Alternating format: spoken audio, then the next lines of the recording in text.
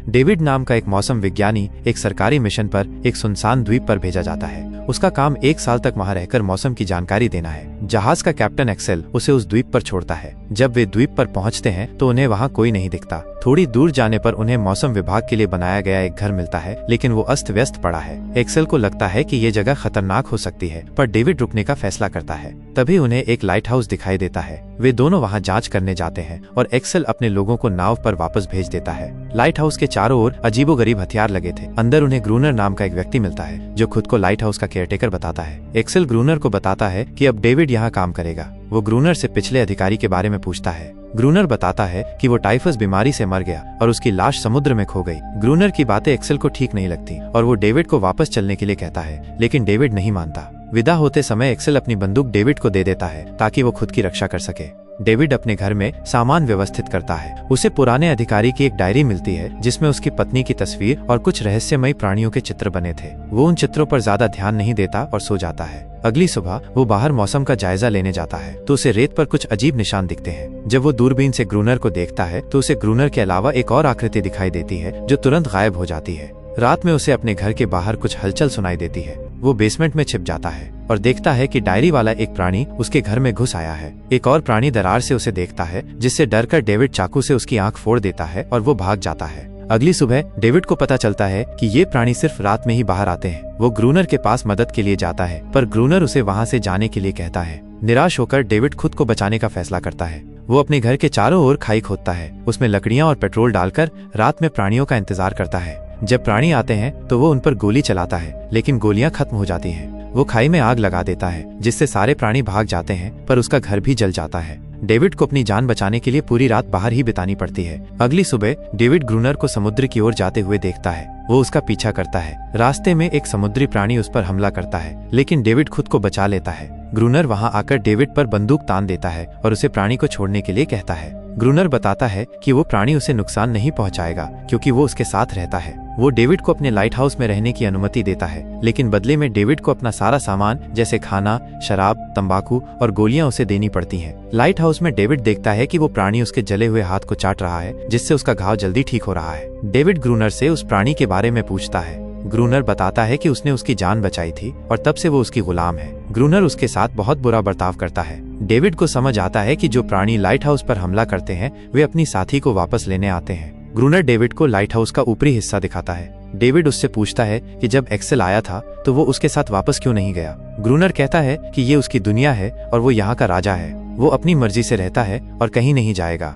David कहता है कि जैसे ही उसे कोई जहाज दिखेगा वो संकेत देगा। धीरे धीरे डेविड और उस प्राणी के बीच दोस्ती हो जाती है, जिसका नाम वो एनेरिस रखता है। एक रात ग्रूनर डेविड को ऊपर ले जाता है और सभी प्राणियों को मारने के लिए फ्लेयर गन चलाता है। डेविड इतना डर जाता है कि वो कुछ नहीं कर पाता, जबकि ग्रूनर अकेले ही सबको मारता है। अगली सुबह ग्रूनर डेविड को धमकी देता है कि अगर उसे यहाँ रहना है तो उसे प्राणियों को मारना होगा। डेविड पानी लेने जाता है और वापस आकर देखता है कि ग्रूनर एनेरिस के साथ बुरा बर्ताव कर रहा है। एक रात ग्रूनर फिर से प्राणियों को बुलाता है। डेविड उन्हें शूट नहीं करता, इसलिए ग्रूनर उसे अकेला छोड़कर गेट बंद कर लेता है। अगली सुबह वो देखता है कि डेविड जीवित है और उसने अकेले ही सभी को मार दिया है। कई दिनों तक वे दोनों मिलकर प्राणियों को मारते हैं। एक दिन डेविड को एक लॉकेट दिखता है जो किसी ने एक प्राणी की कब्र पर रखा था। तभी उसे एक जहाज दिखाई देता है। वो फ्लेयर गन से संकेत देने की कोशिश करता है, पर ग्रूनर उसे रोक देता है क्योंकि वो नहीं चाहता था कि डेविड उसे छोड़कर जाए। एनेरिस डेविड को बचाने के लिए ग्रूनर पर हमला करने की कोशिश करती है, लेकिन ग्रूनर उसे पीटता है और वो भाग जाती है। डेविड एनेरिस का पीछा करता है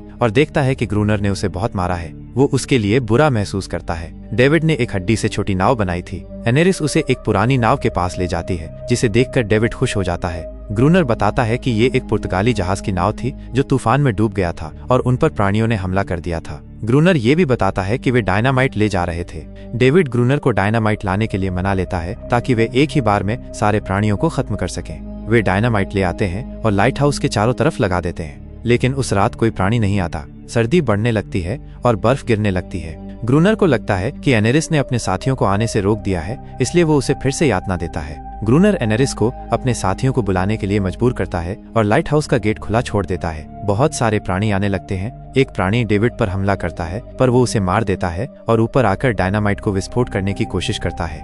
डायनामाइट काम नहीं करता, पर डेविड उसे ठीक करके विस्फोट कर देता है, जिससे सभी प्राणी मारे जाते हैं। सुबह डेविड को एक प्राणी के गले से वही लॉकेट मिलता है जो उसने कब्र पर देखा था। वो समझ जाता है कि ये प्राणी भी इंसानों की तरह ही हैं और उन्हें भी अपनों को खोने का दुख होता है। अगले दिन डेविड पत्थर का एक घेरा बनाकर अपनी नाव उसमें रख देता है, क्योंकि उसे विश्वास था कि एनेरिस वापस आएगी।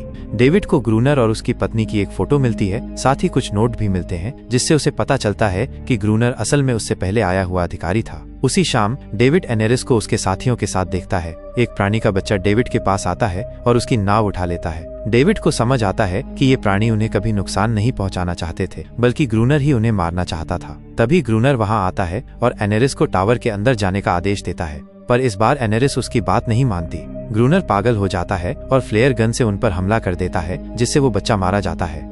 डेविड टावर के अंदर आकर ग्रूनर से लड़ता है। ग्रूनर डेविड को मारने ही वाला होता है। तभी डेविड उसे समझाता है कि वो एक हत्यारा नहीं बल्कि एक अधिकारी है। अपनी सच्चाई सुनकर ग्रूनर सदमे में आ जाता है और कुल्हाड़ी फेंक देता है। उसने अपना नाम इसलिए छिपाया था क्योंकि वो उस जगह से वापस नहीं जाना चाहता था। ग्रूनर लाइट हाउस से बाहर चला जाता है और खुद को प्राणियों के हवाले कर देता है, जो उसे मारकर अपना बदला लेते हैं। एक साल बाद जब नए अधिकारी डेविड को बदलने आते हैं तो वे उसे लाइट हाउस का केयरटेकर समझते हैं। वे डेविड से पूछते हैं कि क्या उसने डेविड को देखा है। डेविड ग्रूनर की तरह झूठ बोलता है कि डेविड बीमारी से मर गया। डेविड ने उसी जगह पर रहने का फैसला किया है। कहानी के अंत में हम एनेरिस को देखते हैं, जो अब पूरी तरह से आजाद है और डेविड के पास ही रहती है।